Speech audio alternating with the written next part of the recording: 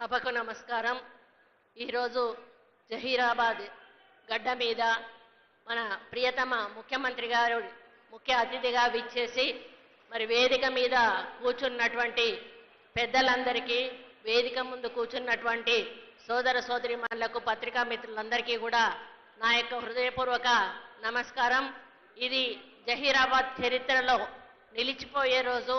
ఎందుకంటే వివిధ కార్యక్రమాలకు మరి శంకుస్థాపన చేసి ఈరోజు ఎన్నో కార్యక్రమాలను మీకు అందించి ముఖ్యమంత్రి గారు ఈ కార్యక్రమాన్ని ఉద్దేశించి మరి ఇక్కడ ప్రసంగించడానికి రావడం జరిగింది. మరి వారు రోడ్లు అయితేనేమి, పంచాయతీరాజ్ అయితేనేమి, వాటర్ అయితేనేమి, రకరకాల డిపార్ట్మెంట్స్కు సంబంధించినటువంటి మరి శంకుస్థాపనలు చేయడమే కాకుండా మహిళలకు ఈరోజు పెట్రోల్ పంపును వారికి అంకితం చేస్తూ కూడా రిబ్బన్ కట్ చేయడం జరిగింది. ఒక మహిళగా నేను చాలా గర్వపడతా ఉన్నాను.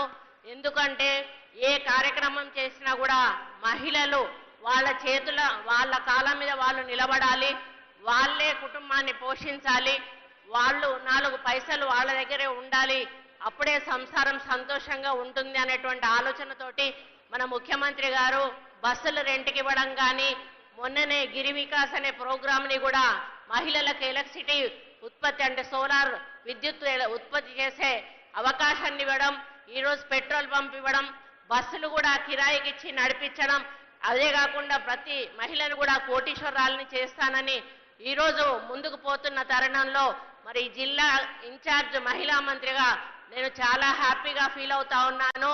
ముఖ్యంగా ఈ జిల్లాలో హేమీలు ఉన్నారు.